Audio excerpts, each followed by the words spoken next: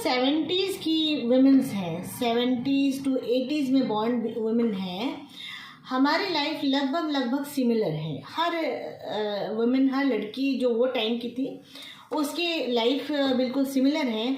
हम सभी अपने अपने टाइम में स्कूल कॉलेजेस की अच्छी स्टूडेंट्स रहा करी, हमने अच्छा टाइम स्पेंड किया, हमने बहुत अच्छी पढ़ाई की, हमारी स्कूलिंग अच्छी हुई, हमारे कॉलेजेस बहुत अच्छे हम लोगों ने पढ़ाई की, और हमने सभी गेम्स में पार्टिसिपेट किया, हमने डिबेट्स में पार्टिसिपेट किया, हम एक्स्ट्रा करिकुलर एक्टिविटीज़ में भी बहुत आगे रहे।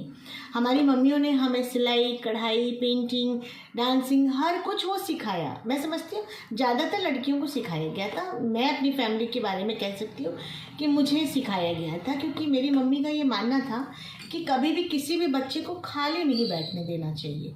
जो बच्चा घर में खाली बैठा रहता है उसका जो दिमाग है वो नेगेटिव चीज़ों की तरफ ज़्यादा अट्रैक्ट होता है बजाय पॉजिटिव चीज़ों की तरफ के। तो खैर इस वे में हमारी मम्मी ने हम सबको सिखाया। फिर वो दौर ऐसा था कि आप कितनी भी पढ़ाई कर लें लेकिन आपकी शादी होनी है, आपकी प्रायोरिटी शादी होनी चाहिए।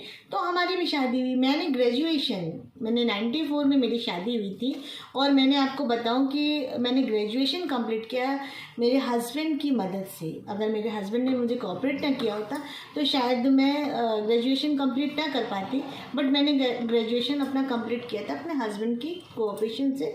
उन्होंने मुझे इनकरेज किया था। खैर, तो वो टाइम की जो हम लड़कियां थी, अब हम वुमेन हो गए हैं, बट वो टाइम पे हमने अपनी फैमिलीज़ को प्रायोरिटी दी। हम ससुराल आते साथ ही अपने आप को बिल्कुल भूल गए थे। एक सुबह से लेकर रात तक हम सिर्फ एक चकरघिन्नी बने, अपनी फैमिलीज़ को खुश करने के लिए, उनकी ज़रूरतों को पूरी करने के लिए अपने आप को बिल्कुल समझ लीजिए कि ऐसे बिछा चुके थे। हम अपनी आइडेंटिटी भूल चुके थे। लगभग शादी के 20 सालों तक हम अपनी आइडेंटिटी बिल्कुल भूले रहे। आज मेरी बात से मेरे एज ग्रुप की बहुत सारी वुमेन सहमत होंगी। हम अपनी आइडेंटिटी बिल्कुल भूल चुके थे। अगर ये मोबाइल का दौर ना आता तो हम अपनी आइडेंटिटी वापस पा ही नहीं सकते थे।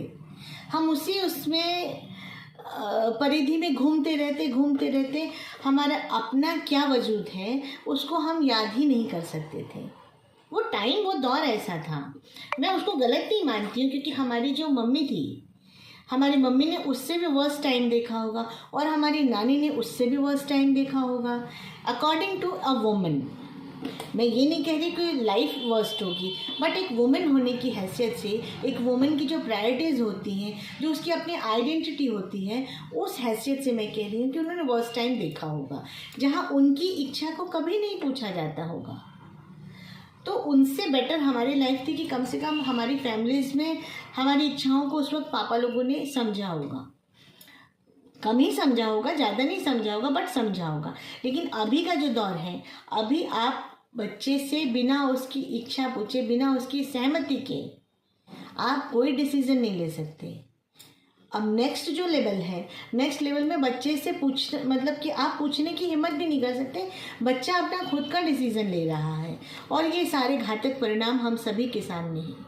ये दौर बहुत अच्छा है, बहुत बढ़िया है। मैं समझती हूँ कि अगर ये दौर ना आया होता तो आज मैं सारिका ना होती, सिर्फ एक बहू होती, सिर्फ एक बेटी होती, सिर्फ एक माँ होती, सिर्फ एक पत्नी होती। लेकिन आज मैं सारिका हूँ। इन सारी चीज़ों के बावजूद मेरी आइडेंटिटी सारिका के नाम से जानती हूँ। तो इसी तरीके से आप लोग भी, बहुत सारे लोग अपनी आइडेंटिटी अपने नाम के थ्रू जानते होंगे, क्योंकि ये वक्त हमें अच्छा मिला। तो आने वाला समय और भी अच्छा हो सकता है अगर हम ये जो भी फैसिलिटीज़ हमें मिलती हैं, चाहे वो विज्ञान के उससे हो, चाहे समाज के थ्रू हो, चाहे गवर्नमेंट के थ्रू है, जो भी फैसिलिटीज़ हमें अच्छी मिल रही है, अगर हम उसे अच्छे वे में ग्रहण करते हैं, अगर हम उसकी अच्छाइयों को ग्रहण करते हैं, उसका कोई नेगेटिव अफेक्ट नहीं लेते हैं, तो फिर मैं ये मानती हूँ कि आज से अच्छा दौर न कभी था और न कभी रहेगा। हम 3 जनरेशनों के बीच की लड़कियाँ हैं, और मैं मानती हूँ कि हम बढ़िया भी टाइम देख रहे हैं, और जो समय के साथ नहीं चल रहा वो वर्स्ट टाइम भी देख रहा है। तो मैं सारी लेडीज़ से एक रिक्वेस्ट करती हूँ कि प्लीज़ आप अपनी आइडेंटिटी को ना भूलें। मैं ये नहीं कहूँगी कि आप अपनी फैमिलीज़ को ना देखिए, अपनी फैमिली को देखिए। आप एक बहुत अच्छी बहू थी, अभी भी होंगी।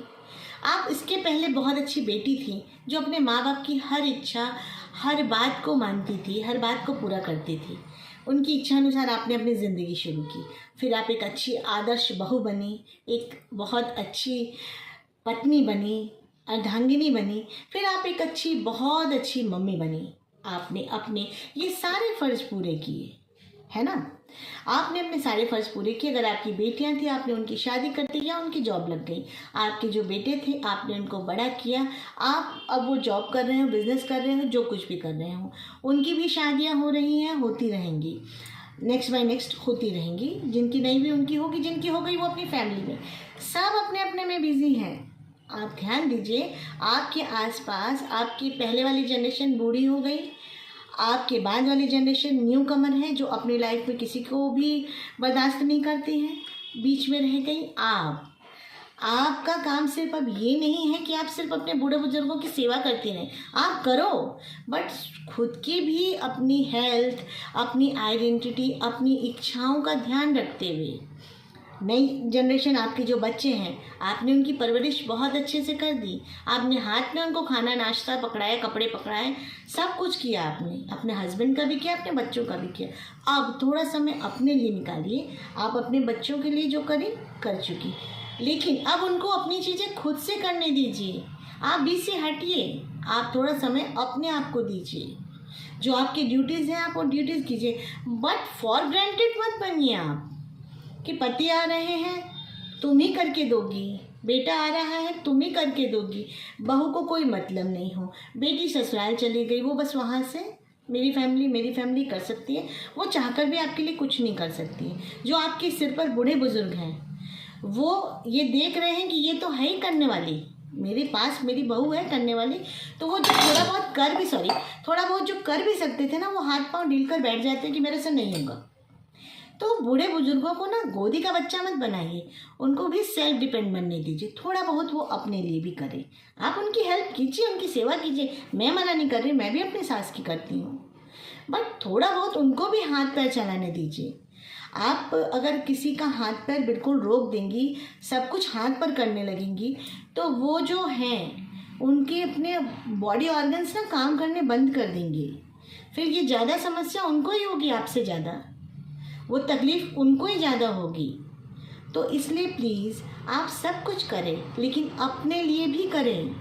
आपका जो ये समय बीत रहा है, ये वक्त वापस फिर नहीं आएगा।